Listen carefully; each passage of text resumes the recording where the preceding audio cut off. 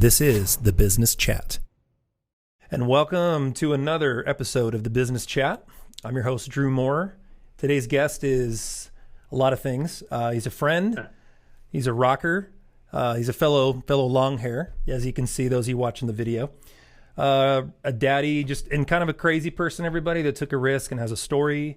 And really, it's kind of still unfolding after the polar vortex that just passed through Texas. Ryan Brown is my guest. Ryan, how you doing today? Man, it's 73 degrees today. It was like 7 degrees this time last week. You know what they say about Texas weather. If you like it, enjoy it while it lasts. If you don't, change is on the horizon. Yeah, so, just wait another minute. Yeah. That's right. I had a boss that used to tell me that same analogy about my job. If I liked it, enjoy it while it lasted. If I didn't, change was coming, which I don't know if that was supposed to make me feel good about what I was doing, but right. I'll take it, man. I think that's my favorite slogan for the week, probably. So, Ryan Brown, you're in Austin, Texas. Ryan is our wireless sales, corporate sales leader in that industry, turned gourmet donut and coffee, a master purveyor. It's Bougie's Donuts and Coffee in Austin, Texas. And while you're watching, those of you watching can go to bougiesdonuts.com. Check him out in the local Austin area. Look him up. We'll plug that a little later in the show. But yeah, Ryan, welcome to the Business Chat. So you're here and you're not frozen, man. Welcome. It's just good to have you in one piece. Glad to be here, man. Yeah. Glad to be here. Well, so it's Business Chat, but our shtick here is we like to plug a local brewery, roastery, craft purveyor of sorts. So what are you drinking today, my friend? I got a couple today. I got uppers and downers. We got I'll take it. For the uppers, little shameless plug there, Bougie's Donuts. I don't think you can see this in the webcam, but I've got Weathered Hands coffee. They're out of Dripping Springs. It's actually one of my baristas that launched his own roastery. Okay. And phenomenal coffee, phenomenal roaster. Anyway, Mike, if you're out there, he's doing a great job. Phenomenal. And we've been carrying him exclusively over the 2020 season. Nice. And then on tap here in this beautiful business brew glass. I don't know if you can see that. Yep. Business Chat. That's right. I still am voting for the Business Drew. Okay. I think I'll talk with Ben. About it. Great. The Business Drew. We'll see. Anyway, but we got Fitzhugh Brewing. My buddy Nathan over there is doing some amazing things. They just opened up here a couple months ago out in Dripping Springs as well. Trying to keep it local and support local as much as we can right now, especially in these crazy times. But he's doing amazing things with beer, and he's doing a lot of old world style beers, kind of meddled with some new world style techniques. So it's really cool. Neat. And Ryan, for folks that don't know Central Texas, the Austin area, and it is an area, right? There's downtown, and then there's just the sprawling and ever changing and growing Austin. Yeah. Dripping Springs, if folks were downtown, what are we talking about? Is this 10, 15 minutes, a half hour outside of the city? I know, but for listeners, describe what Dripping Springs is. It's about a 20, 30-minute little jaunt southwest of downtown.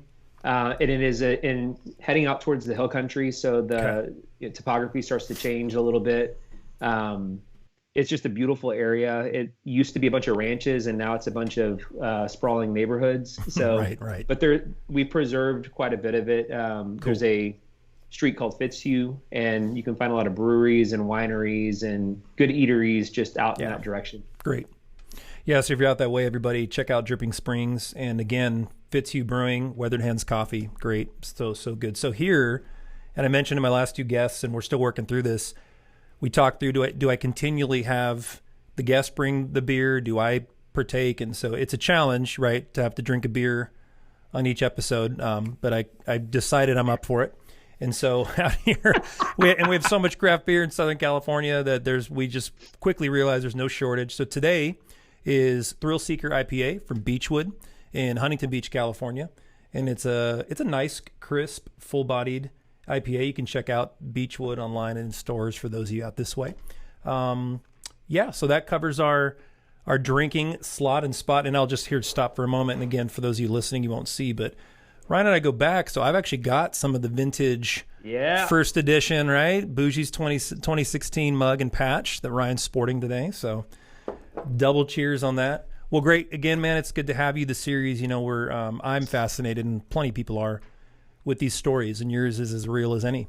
I got to just start this out and give me a minute here to just lay the groundwork. So, folks, I know Ryan, and we met in Austin, and both of us were pivoting in our careers, and it was on one of, I think, a couple drives as I was sadly leaving the beautiful state of Texas and coming out west to the to the under new management California. We'll just leave that whole topic alone. And it was one of those spells on those long road trips, where you and I had kind of done all the talking we needed to do. It's where now you're west of West Texas, and it truly looks like the moon.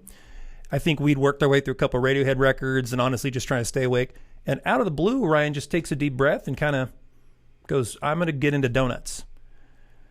And so I just sort of turned the radio down and go, just like that. And you just kind of had more to unpack from there. So that was for me, the moment I remember going, okay, I think he just, he's a little dehydrated or something. But I don't know if you stayed up late one night and watched it, some like HGTV special on donut making, but share with me again, because it's been some time. Back up and really what happened? Were you selling, cellular packages B2B one day and you just threw your laptop into the street and stomped on it and, you were driven to the edge, or was this a slow burn? So. Yeah, the HGTV is not very far off, actually. Okay.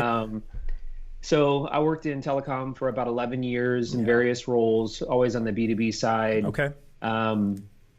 While I did that, I guess if I go back a little bit further, I have a music degree, played music for a short period of time, thought that's what my path was. That's how we met. And that's right. And then that kind of fizzled, and so felt like I needed to replenish the coffers, because if you've ever met a rich musician, there's not very many of them. There's a lot of us guys that have thousands of dollars worth of gear in a little beater of a car. Right. We're trying to carry it around in. Right. Yeah. So I got into telecom really just to replenish my bank account. Sport your habit. Hey. That's right. Come and on, it was supposed to be like an 8 or 9 month gig, go back into music, go back into playing guitar. And, I sneezed and it was 11 years later. Right. And, never really felt fulfilled doing that. But, you get sucked into that kind of corporate arena. Sure. The benefits, the consistent paycheck, all the lures of corporate America. And fast forward to year 11. At this point, we've moved from Houston to Austin, and new family. My daughter at the time, she'll be 6 next month. She was 6 months old at that time. Oh, incredible! Yeah. New house. My wife had just gone back to work, and I get the notification that, hey, we're doing away with your department, and so there it is. We are also doing away with you, and. For some, that would have been a huge blow. For me, sure. I think I've always been an entrepreneur at heart, and I've always pursued side hustles while I was at that company, and nothing I gave my all, but I was constantly trying to think of ideas of things that I might do outside of telecom. Sure. And as I guess luck would have it, I get home shortly after. I don't think I'd received my official pink slip yet, but I knew that it was coming. And I get home. We had a nanny that was helping us out, and she watched a lot of Food Network. And as I'm dismissing her and grabbing my daughter, I catch the very last segment of this show called Unwrapped. Okay. They're talking about donut robots, and I'm going, what's a donut robot? That just sounds interesting. I don't know. And so later that evening, when I had finally gotten Lily to bed, Lily's my daughter, by the way. Little Lily. Jumped on my laptop and started Googling donut robots. And I think it was about 3 to 6 hours where I just went down the rabbit hole, right, and started learning more about the donut business. And as I studied it, and as I just kind of looked over it and considered, initially there wasn't a thought of I want to start a donut shop. It was just, what is a donut robot? But as I began to study it, I was like, man, there may be a viable business here. And right, I would much rather sell donuts than sell cell phones. When I would walk into an office, because most of the business that I did was, C-level executives, Sure. but there was a lot of cold calling involved, and you walk into reception and you drop a card and let them know who you were. And there was, I don't remember the exact cartoon, but it was kind of like the sales guy would walk up, the shutter would drop on the front desk, and they flip the sign that says "out to lunch." That's like, right. We don't want to talk to you. Yeah. And kind of the thought process was, what if I had a business where people not only wanted to talk to me, but they like came to me. I didn't have to go to them. And this idea of donut shop kind of started. And then I was like, what if it was a place that was really like invested in the community, and a place where, unlike my previous employer, my employees weren't just numbers or just these, cogs in a wheel, but that they were actual human beings that we try to invest into and try to love on and really try to help them get from wherever they were to wherever they wanted to go. And, whether that was like, I want to work in a donut shop for the rest of my life, or it was like, no, this is just a stepping stone, like whatever that was. So no, and while you replenish yourself here for a moment on your frosty beverage, so to set this up a little more too, as a guy that knows Ryan, I can color the story a little more too when the statement, "I think I'm getting into donuts," comes out. Those of you, again, that can't see Ryan or know him, it's just funny, we humans come in all shapes and sizes, and Ryan comes in the chiseled like Brad Pitt from Fight Club, shape. So in general, the guy you think of getting into donuts, right, is a guy that you go, well, you've already been into donuts. So here's this CrossFit guy that, shreds on guitar, and he's smart and sells, and I'm looking at him going, you just don't, I think you can do it, but I'm going, okay, you're going to be the donut guy. So I got to first, virtual cheers. I'm skipping a little format here as we're kind of getting this show going. There it is. Did it disappear? Yeah, it's right. I know. Yeah, the disappearing glass. Yeah, these darn Zoom and Skype calls, right? Can you just answer one thing for me that I'm sure a couple folks are going to be thinking or wanting to ask? Does the donut owner eat his own donuts? Oh, it's the only donuts I eat. What are you talking about? There's the right answer.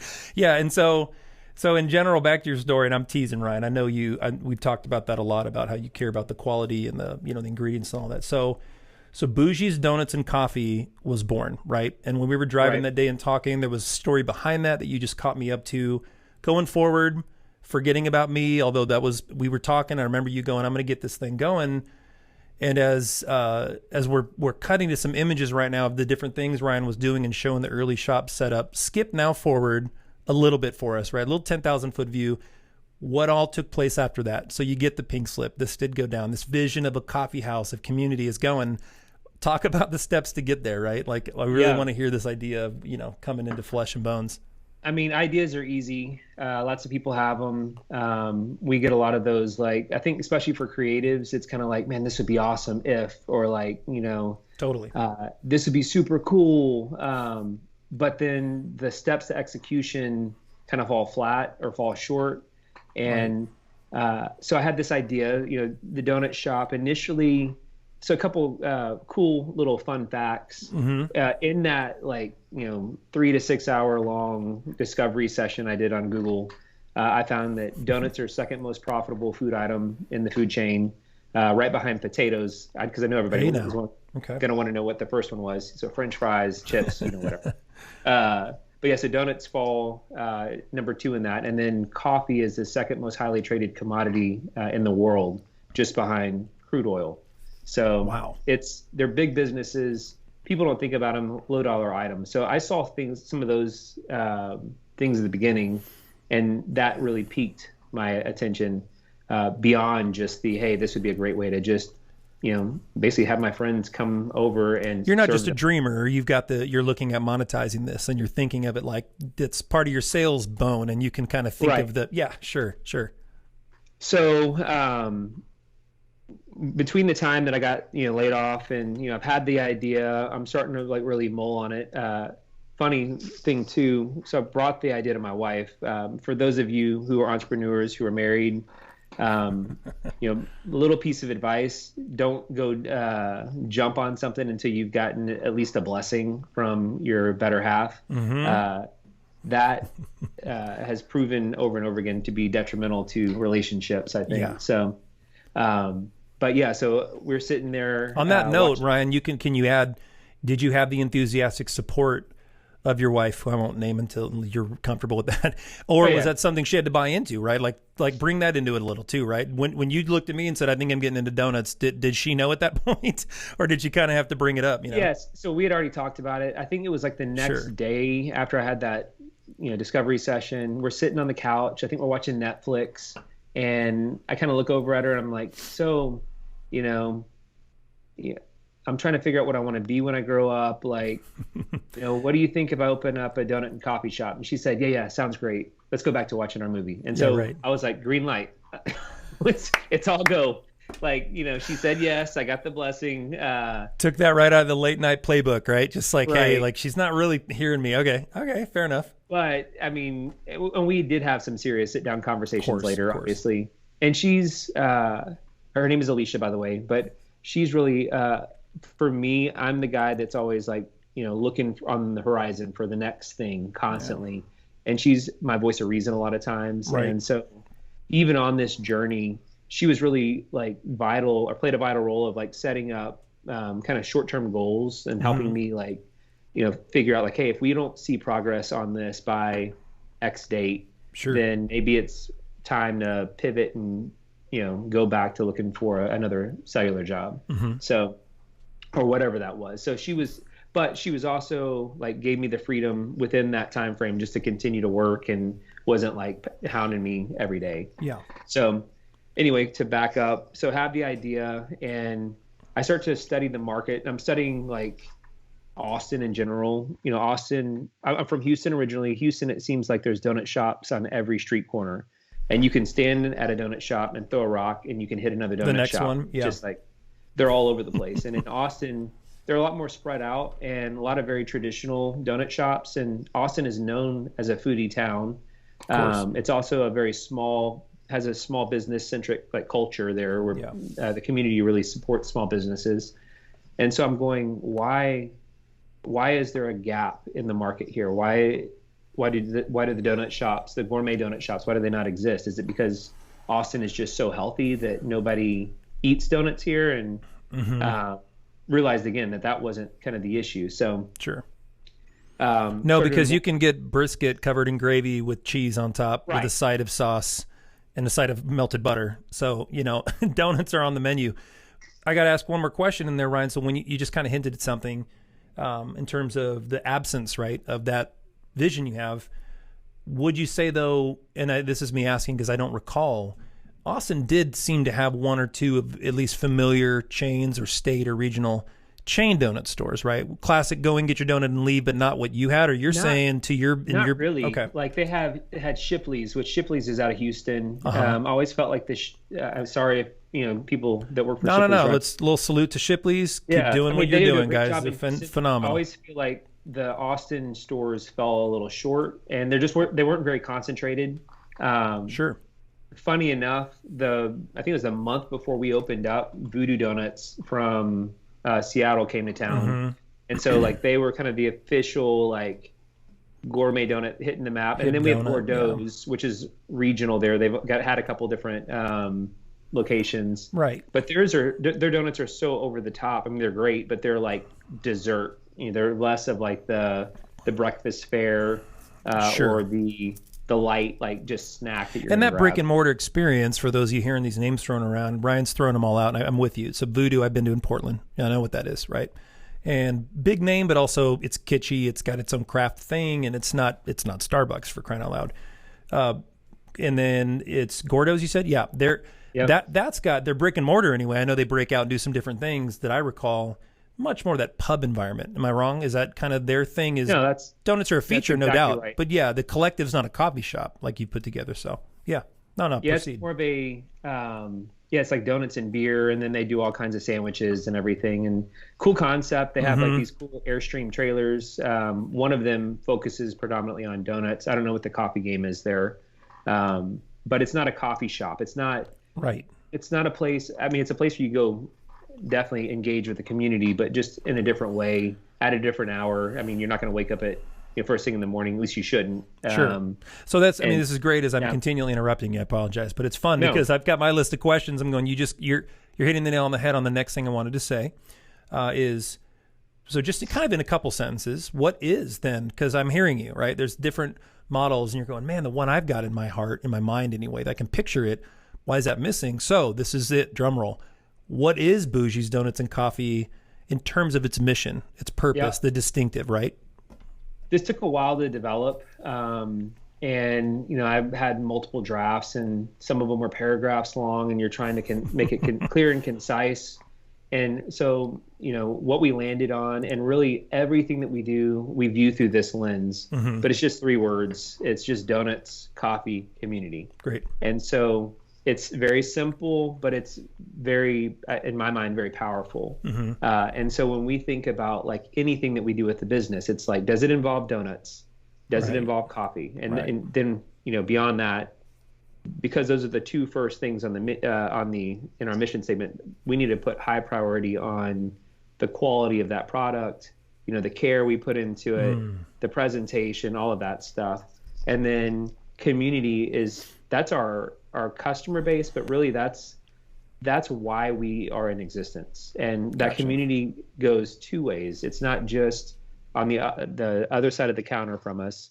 It's on both sides of the counter, right? So my employee base, how do we create a community within our space that really makes our employees feel cared for, feel seen, which I feel like in today's culture with, social media and everything, people want to be seen.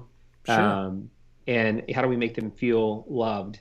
And then on the other side of the counter, the same thing. How do we create a space that people come into and it almost feels like a second home or a second kitchen to them? And it's the place where they want to take their friends when they come into town, because the donuts and coffee are good, but also because the memories they have there are amazing. And hopefully we're creating a spot that over, time, a decade away, 2 decades away, that their kids are now bringing their friends or their, peers back to, because there's nostalgia there of this is what we did, or their kids even, right?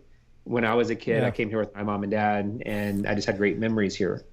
See, this is fascinating to me, Ryan. Like, and a lot of the folks listening and watching, I hope agree with the real marvel. The thing happening here is, here's a guy, musician from Houston, job to have a job, right? Pay the bills. Everybody listening can relate to that. There's a bunch of head nods happening. People, yeah, and they're thinking the thing they did to make ends meet. And even after the degree, right? You come out and go, oh, I guess this is kind of where I have to get things started. And you blink, and as you said it really well, like 11 years goes by, and you just kind of take the moment when they're handing out sort of the layoffs, as it were, and say, all right, I've been waiting for an excuse anyway. And a lot of, including myself, a lot of folks don't know owners like you, behind a counter, apron on, covered in flour, doing your thing. We look and go, yeah, that guy's a donut guy. Just cerebrally, right? We're looking at you going, it's what you do. It's what we think of the mailman. It's what we see with the, the salesperson we meet. It's anybody. And it's so cool to pause and go like, here's a guy that is not from this, right? You literally started from scratch. And then all this care as you're talking, I'm just going, are you hearing yourself? I mean, you've got so much love and passion. It's very poetic almost of like, yeah, when I was a kid and people making memories, I'm going, yeah, that really goes beyond donuts and coffee.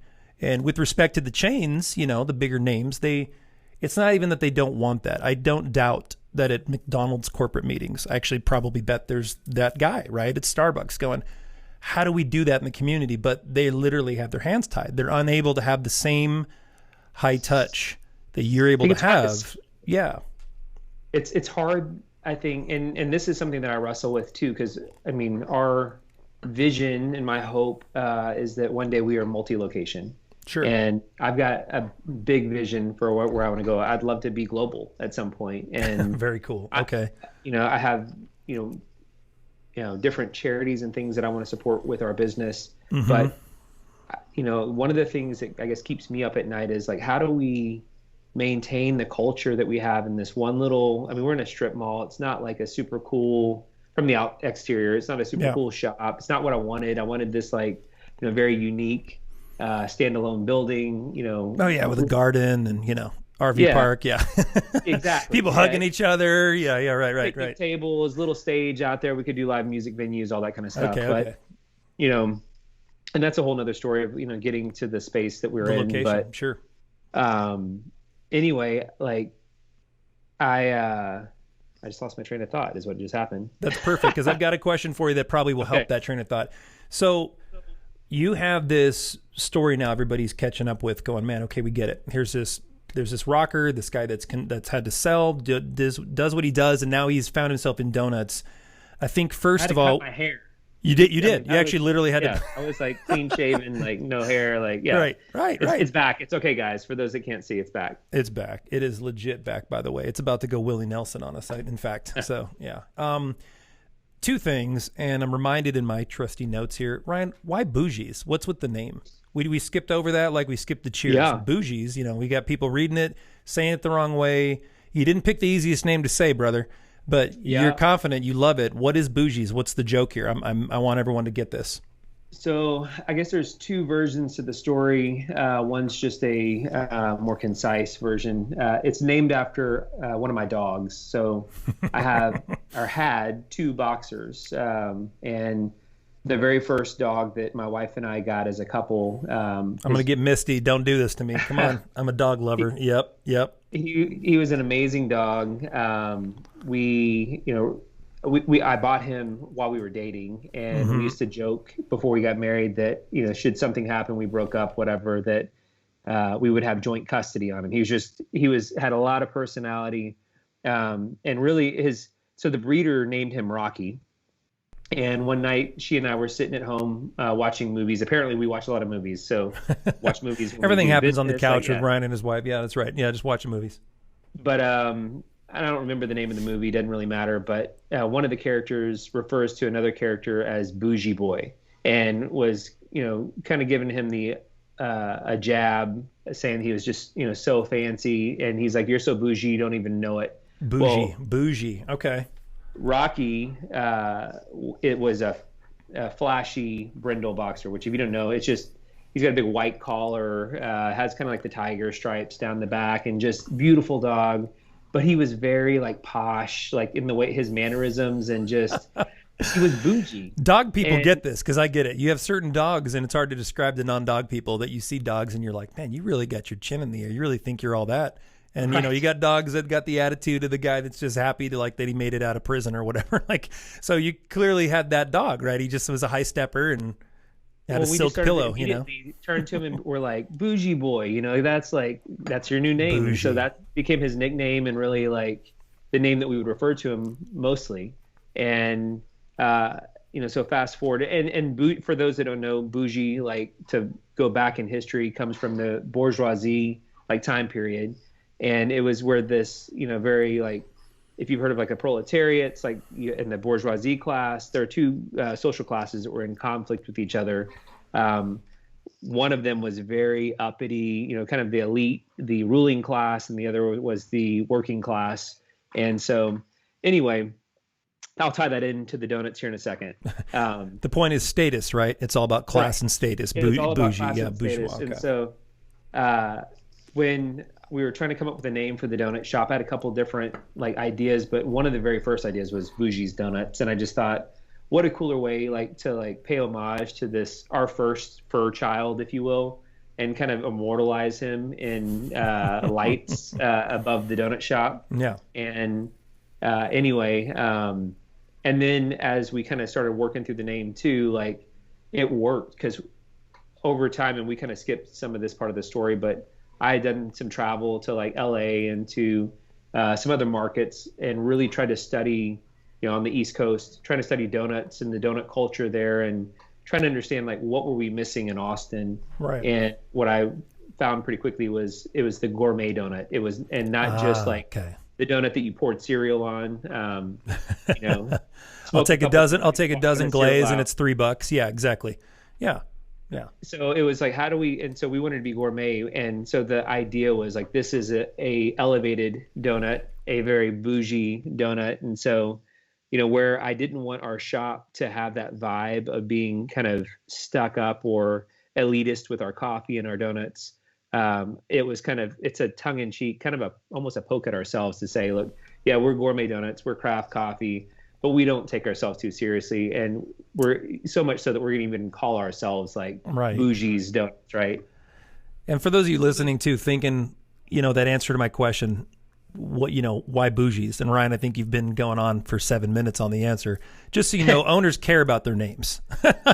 There's a story, there's a dog, there's tears, there's narrative, there's even road trips sometimes behind the simple name. Once you choose it, you're stuck with it. That's right. You can't like shake it. So like, I saw the best quote, Ryan. Dave Grohl goes, man, if we had known that this Foo Fighters thing was going to take off, we would have called it something else. Something cool. Yeah, I was crying. I go, it was so honest because he goes, Foo Fighters, but the stupidest name on the planet, But yeah, so Bougie's has intentionality. That's an understatement. You've thought through the irony, right, in this status class snobbery thing, and you're going, it's donuts and coffee. It's disarming in that sense. So that's neat. That's cool.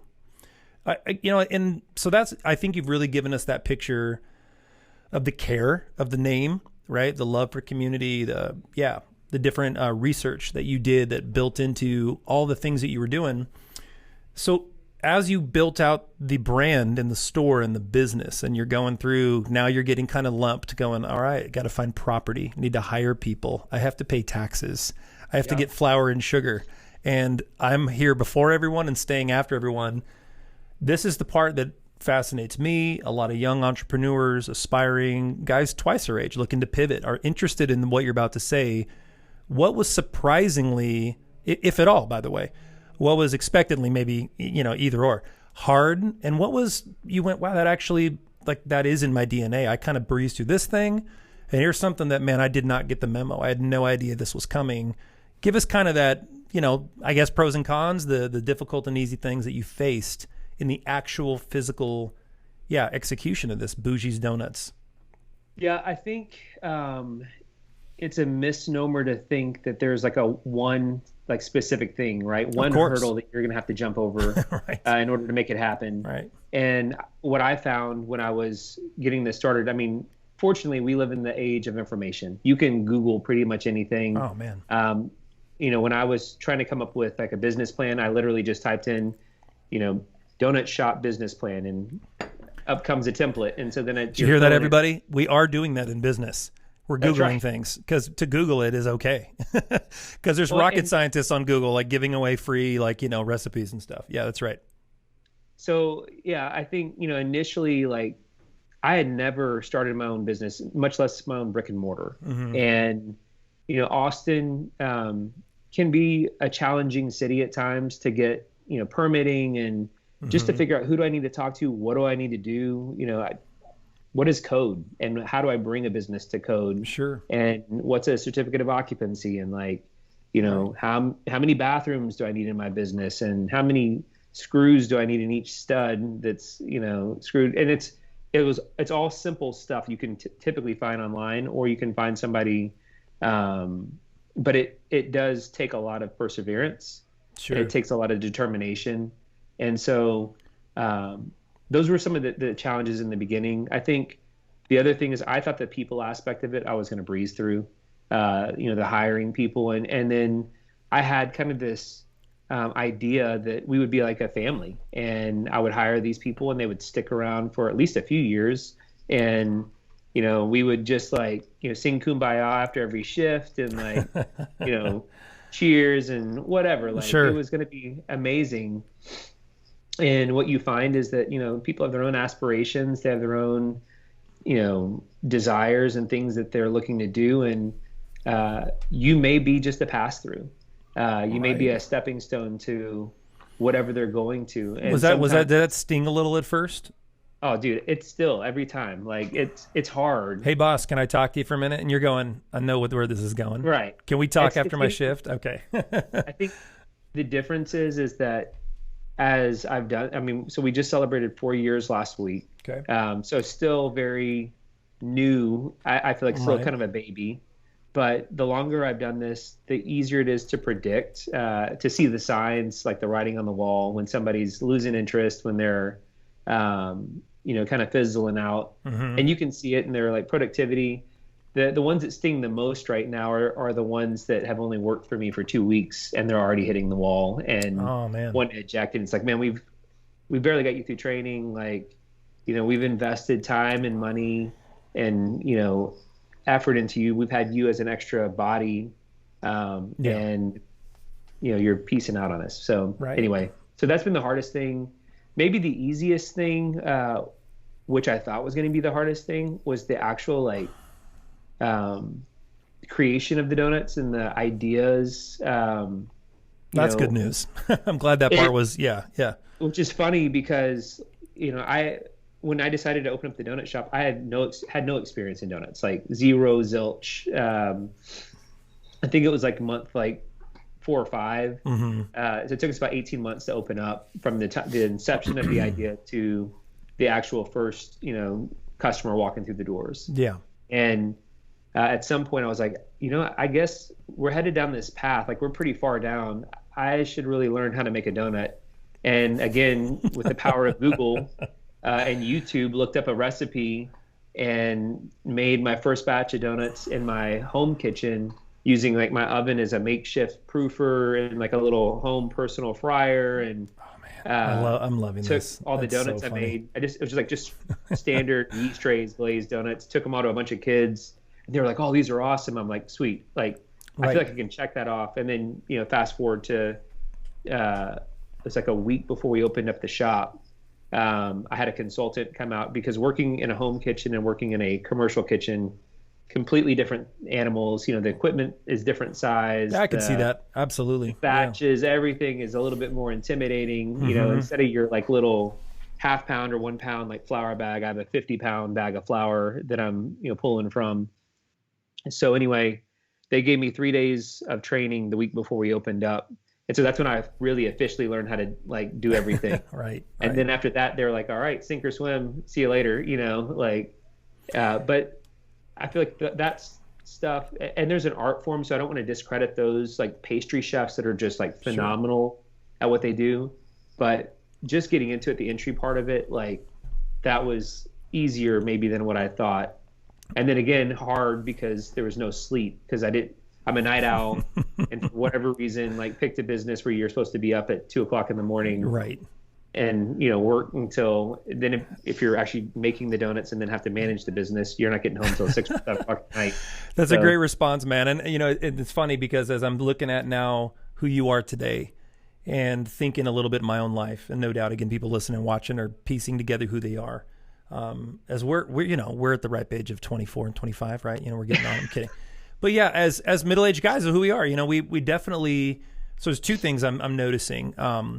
Consistency with the folks I interview and meet, entrepreneurs as you're looked at, whether you view yourself as that or not. It's not so much that we're good at things. And we might be. You didn't say successful entrepreneurs. There's a difference right. there. Entrepreneurs, because as you're talking, you're like, I better learn how to make a donut. I'm laughing going, that's consistent with just about every other Tom, Dick, or Harry I've talked to. Because there's a confidence and a gut instinct going, I know I can figure that part out. It's not unfounded all the time. It's because you've done that before. And you've told yourself, I don't need to learn the charts for this gig. If I show up, I'll figure it out. And in sales, I don't really remember the KPIs and the points and the thing for this thing, and you've proven to yourself that there's whatever you want to call it, right? There's 25% BS. Yeah. There's some facts that you can bring. You have to be a little bit of a wordsmith. And anyway, yeah, you definitely have the making. So I'm watching you kind of progress the story, and the great answers to what was hard and what was easy. I definitely can see that there's probably 15 of each other ones, right? But kind of focusing on that bit for a minute. Now, I guess the next piece of this would really be, again, facing, the audience would be to the guy or gal or team or whoever listening that really specifically to your niche, right? To donuts and to brick and mortar in a community. Because this is such a neat model you're talking about. Last week, we interviewed a guy that left, the seminary path to go into preaching, to go into the business of religion, as it were. Just pivoted and said, now I'm going to open an indie theater. And he's got this very hyper-local, south of Minneapolis, Twin Cities, and Rochester, this wonderful theater model. So a lot of this is popping up. There's the big model, there's the mid, but I'm Ryan. I'm going to get this thing, get it right.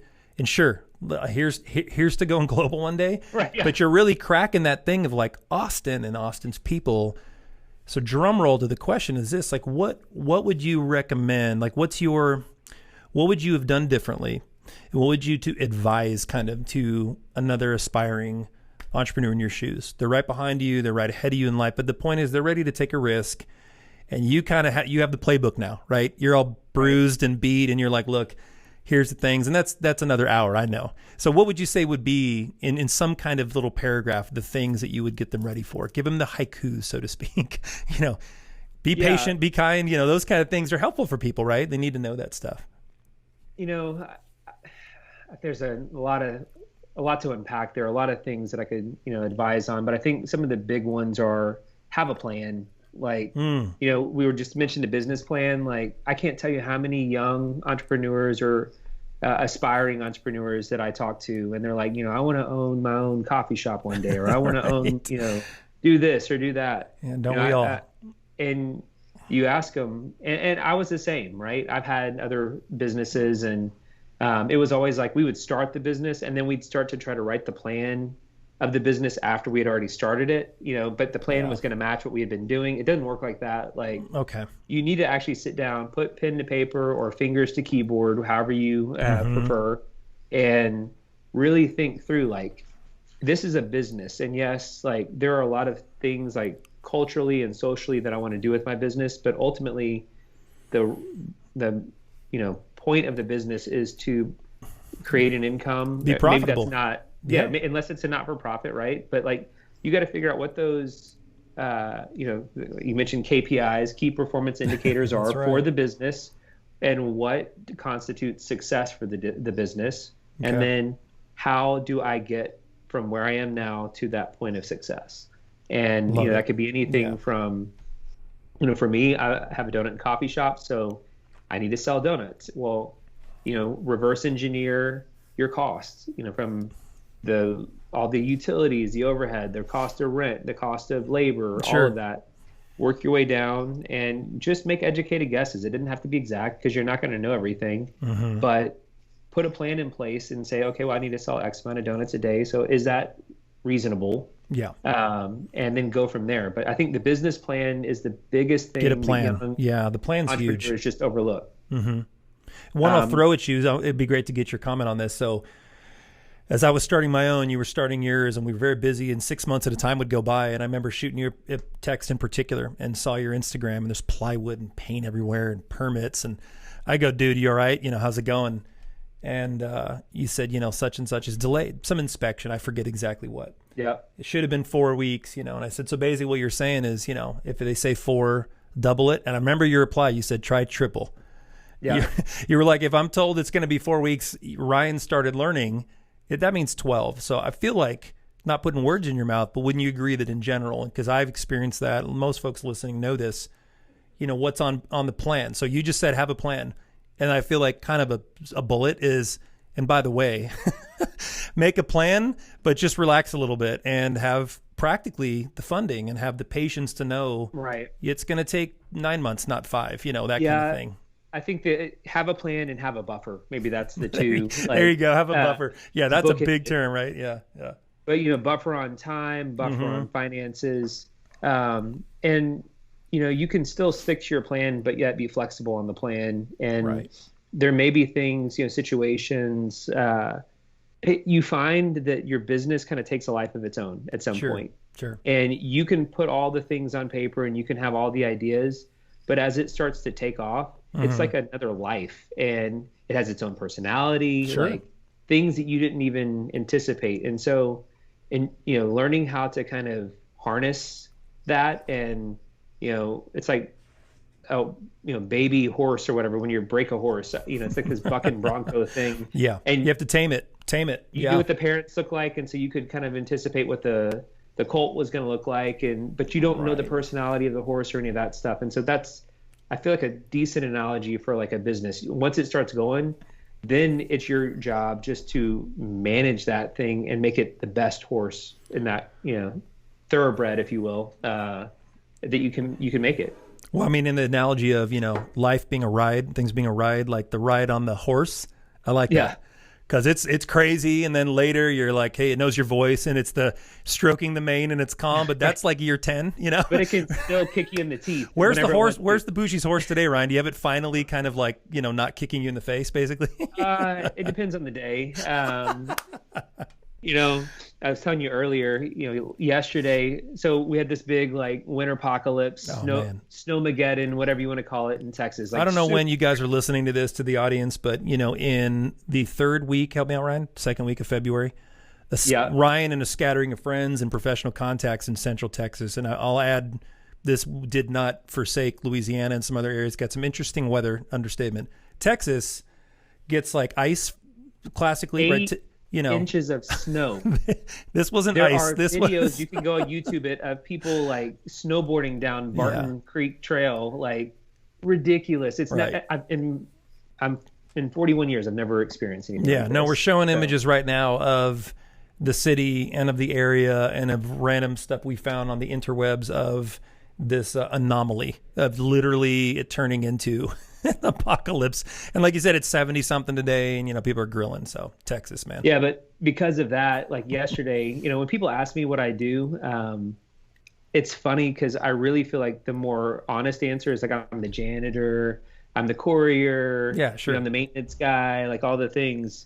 And really that's a lot of my job is just keeping the thing running. Right. I can relate. So like yesterday, we couldn't get deliveries. One of our vendors is out of Dallas, you know, Garland actually. And so I had to get up and make the round trip to Dallas and back. And, you know, while I'm on the road, I get a text, hey, one of the outlets is, you know, having issues with the shop. And this is something too, I think as an entrepreneur, you have to decide like how involved do you want to be in your business? Mm-hmm.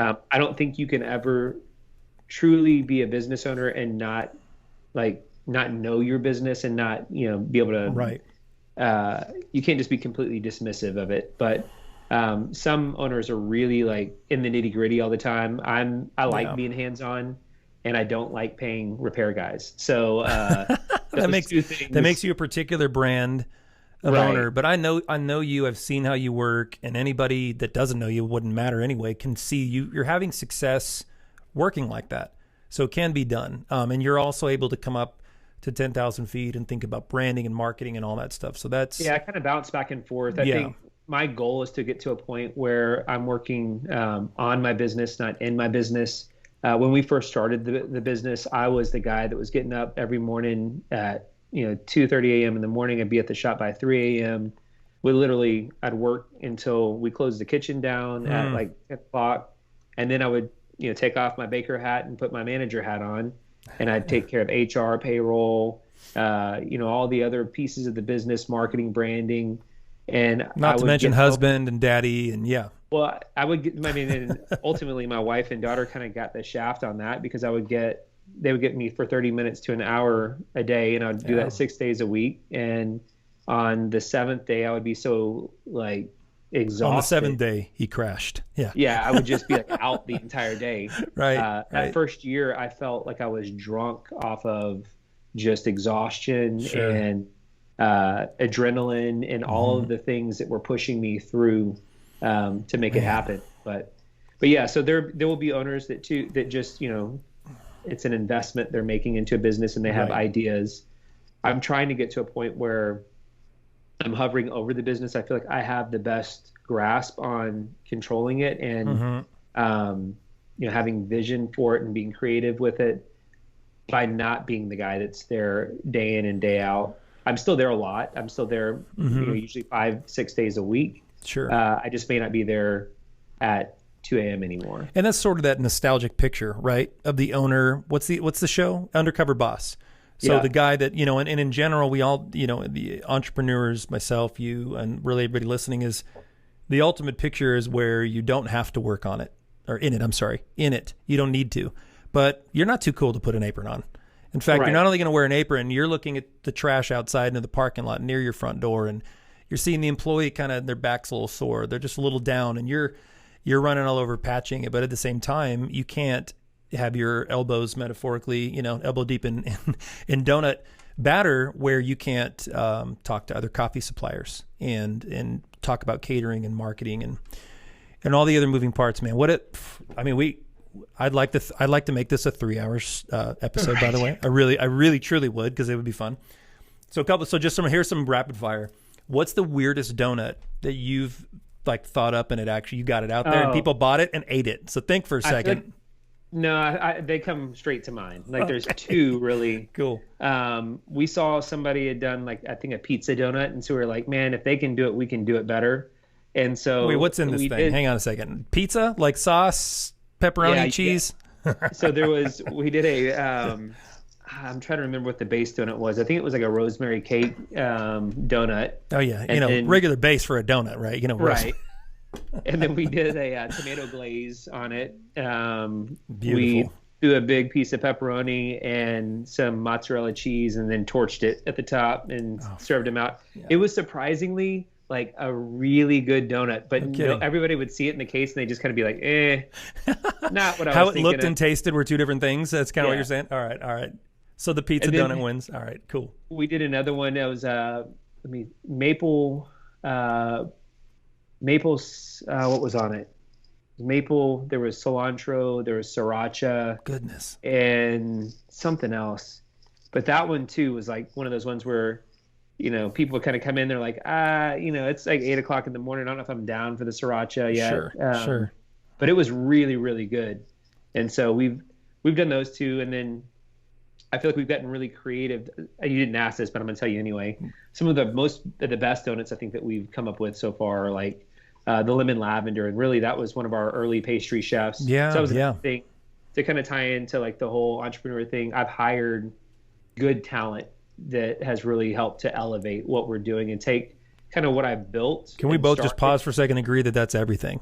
Yeah. Like you lead and you have to keep leading. But man, when you bring other people's ideas in and you set them free, I feel like that's something everyone needs to hear and absorb. And I've watched you do that, Ryan. Hey man, I noticed this, that, and that thing. And you'd respond and go, yeah, that right there's not me. And I'm going, oh, wow, it's happening for you. You're getting the the secret sauce of the band, right? You started the Beatles. Now you've got the guy, you're still John. I guess you're Paul. Maybe you're Ringo. I don't know. But you're no, I got it. You're definitely George. Yeah, you're unsung, but you're really the magic. Hey, there's a little opinion for you. But you definitely are bringing opinion and you're bringing creativity into that. So yeah, the lemon lavender, like you were saying, that was somebody else's. Very cool. Very cool. Yeah, that was totally somebody else's. Nice. We took some other ideas from. We're always borrowing from the dessert aisle and like different pastry cases. Of course. And so instead of, like I said, pouring cereal, like we were actually trying to infuse cakes and, icings and glazes. And, we've got like lemon zest on top of things and rose petals and all kinds of stuff. So, but, it's been a really cool process. We've had just amazing people that have helped push us there too.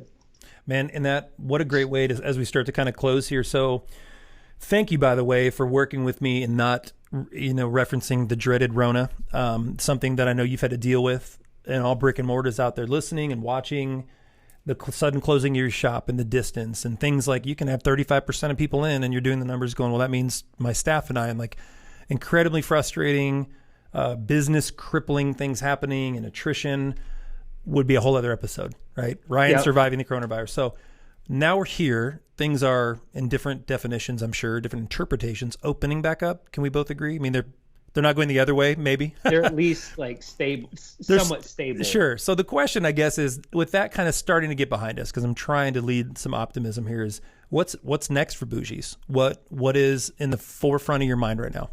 Yeah. So one thing that I didn't mention, not to go back too far, but our business is built on multiple platforms. So we have the brick and mortar, we do wholesale, we've got a catering arm of the business. Last year during the Rona Cooties, as I refer to it, we launched a kind of mobile vending service where we started sending what were our wholesale delivery vans to communities to take donuts to them, create a virtual drive-through so it was touchless. They didn't have to go out and get out and potentially expose themselves, and we didn't know anything about this thing. And so I think for 2021, one of the big things is right before Corona, I bought a blank canvas, a food truck. And It's a 1958 Grumman Olson bread truck, and the goal is to take that thing and turn it into a mobile espresso bar, load it up with donuts, be able to take it out to catering events and to weddings and parties and music venues, you name it. So that's a big thing on the horizon, I think, for this year. We had hoped last year to look at second location. So last year was, not to belabor that, Sure. but it was rough. And so it's going to take us a minute to kind of catch our breath and recover from what happened last year. I feel like things have stabilized, but our hope is to open up a second location at some point in the near future. And then really is continuing to work on standardizing everything that we do, standardizing our quality control, standardizing all of our processes. If you guys, are looking for a book to read before you start a business, there's a book called The E-Myth by Michael Gerber. Wonderful book. That book is amazing, and they have it segmented into different industries too, depending on what you're trying to do. But it's all about the process. So trying to build repeatable processes. So really, trying to continue to dial that in and create that blueprint so that when we're ready for location number 2 or 3 or 4 or whatever, we're just basically taking the blueprint, the plan, we talked about at the very beginning, and just dropping it on the next location and just follow the playbook, follow the plan, wash, rinse, repeat. Well, the business, again, is Bougie's Donuts and Coffee. They're in Austin, Texas. Sports teams, churches, businesses, bar mitzvahs, retirement parties. Look up Ryan Brown on bougiesdonuts.com. They're doing a lot of things. Look for them on wheels, apparently, soon. And stop by, because it sounds like they are. Am I getting that right, Ryan? Now in February of 2021, you are technically open. We're open, yes. You are open. All right. So as of now, you're open. Last week Wonderful. we were closed because of the winter apocalypse. That's right. Winter apocalypse. We were open. Yeah. And so, barring flooding, volcanoes, tornadoes, zombies. volcanoes, That's right. earthquakes in Texas. I don't know. Planes falling out of the sky. Dude, it's so good to see you. It's a pleasure. Your hair is ridiculous. It's awesome. I'm just trying to catch up to the beauty that we call Drew. Yeah, we'll see about the haircut. Maybe I'll just shave it off on one of these episodes or something, just change it up. So, because I've had it this whole time and yours is here, I feel like, all right, if you got it, maybe I can cut it. So, but thanks for being with me, man. I appreciate it. And it's a pleasure to see you. So take care, everybody. Thanks again for joining us. Peace.